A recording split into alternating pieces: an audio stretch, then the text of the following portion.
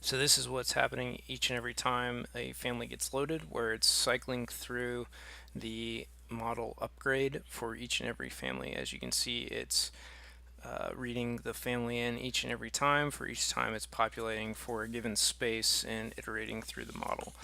This is what we want to avoid. It's just unnecessary process time. Not that it takes a ton of time, but it does this for each and every piece. As you can see, the upgrade happening here while we run the model. So it's again cycling through each iteration. A bigger model, bigger space, this will take a lot more time. Something we could have the user do, but also note that we don't always want that to happen. So that's, now that we have our model populated, so we have fixtures basically throughout the model, and we are in a ceiling plan. So ceiling plan is basically you take a given floor and you then create a plane through that floor, and then from that plane you either look up or down. So typically we take a cut plane of 4 feet, and as you can see here, this is our view range.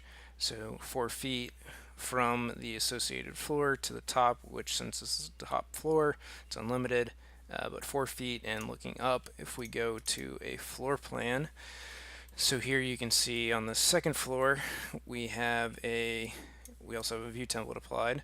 So if we go to none, now we can see our view range is 4 feet to 10 feet, or this could be 4 feet to level above 0, and have that offset so that it always moves with that floor plan. In this, each and every model, we can take in or out things. So if I don't want to see doors or light fixtures, then I can turn those pieces off in the model, and I can easily turn them back on. Doors, light fixtures, I can turn lighting devices off, which will turn these switches off. So in each and every model, we have the ability to turn things on or off. As you can see here, we have our 3D plan, which is the entire piece. So all we do for our views and for effectively construction documents is we show the contractor what they need to see to effectively build that space. So they need to see receptacles, and effectively we'll go through later in the project. Let's say that we want to circuit these two, so they'll be circuited together to a panel, and then we'll annotate it with a circuit name and number.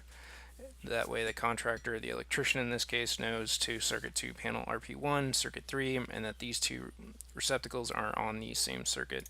And then we can add to that later, we can add another circuit here, or another device to it, tag it, annotation, so that they know what panel to go to. The panels then have a panel schedule to let the contractor know what is on there. So 3, and then it names it to the space that it's in. So there's some pieces that aren't always correct, but effectively you can think of Revit, again, a big 3D model, and we're either adding pieces or removing them from the model, and then showing what we wish to show for each discipline so that the contractor can then build it, which is why we call the final documents that are issued for construction documents, or also contract documents, which is what the contractor is held to and what they need to build from. So that's how you can think of Revit, and a kind of overview of what that looks like. Also, to create views, we come up here, view, plan view, whether you want a floor or ceiling plan or just a portion of a space, you can create them here. So if we want to create another one for, let's say, the first floor, we can do that, and we can now only show like systems or data drops or wireless access points or fire alarm devices or any other piece, or we can show receptacles or whatever else we want to show on this plan simply by turning on or off elements within the model.